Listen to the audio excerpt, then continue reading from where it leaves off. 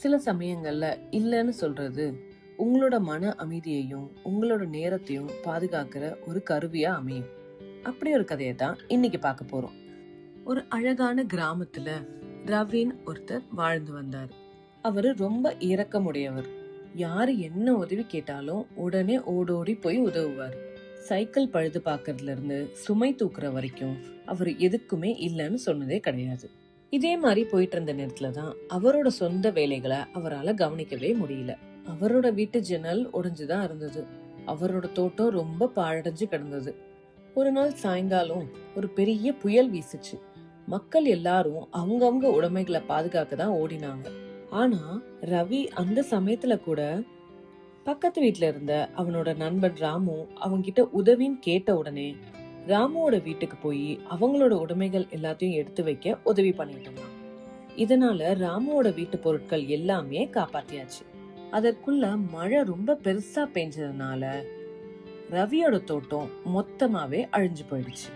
அத பாத்துட்டு இருந்த அவங்க அம்மா ரவிய கூப்பிட்டு, நீ எல்லாருக்கும் ஓடி ஓடி வேலை செஞ்ச, ஆனா நம்மளோட வீட்டை நீ கவனிக்க மறந்துட்ட பாத்தியா, நமக்குன்னு உதவி பண்ண யாருமே வரமாட்டேங்கிறாங்க அப்படின்னு சொன்னாங்க.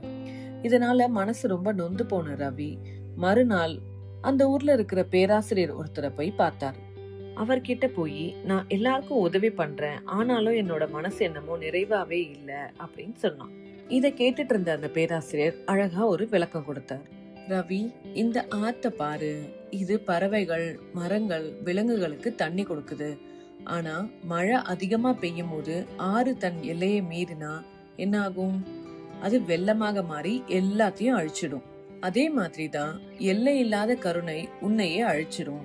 நீ மத்தவங்களுக்கு ஓடுற, ஆனா உனக்கான நேரத்தை நீ ஒதுக்குறதே இல்ல.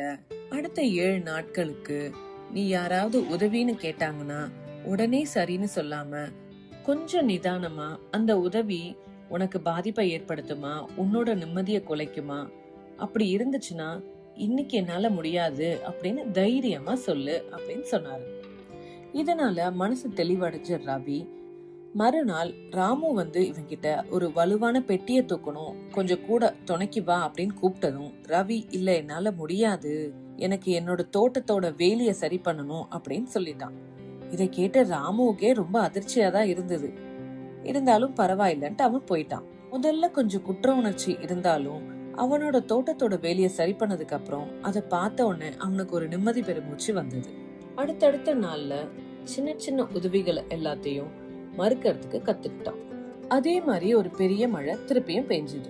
யாரும் அவனுக்கு வந்து உதவி பண்ணுவாங்கங்கிறத மறந்து அவனே அவனோட வீட்டு குறைய சரி பண்ண ஆரம்பிச்சான். அப்போதான் அவனுக்கு புரிஞ்சது, அவனே சார்ந்து வாழறதுலதான் பெரிய பலம் இருக்கு அப்படின்னு.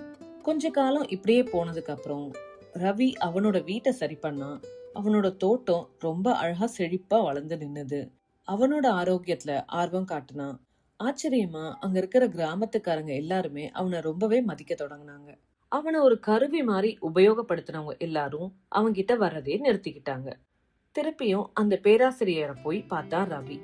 அப்ப அவர் கேட்டாரு, நீ எல்லாத்துக்கும் ஆமா சொல்றது நிறுத்தினால உலகம் அழிஞ்சிடுச்சா அப்படின்ட்டு. அதுக்கு ரவி சிரிச்சுக்கிட்டே, இல்ல, என்னோட உலகம் இப்பதான் ஒழுங்கா இருக்க தொடங்கி இருக்குன்னு சொன்னான். மத்தவங்களுக்கு விளக்கா இருக்கிறது நல்லதுதான், ஆனா உங்களோட எண்ணெயை தீர்ந்துடாம நீங்க தாங்க பாத்துக்கணும்.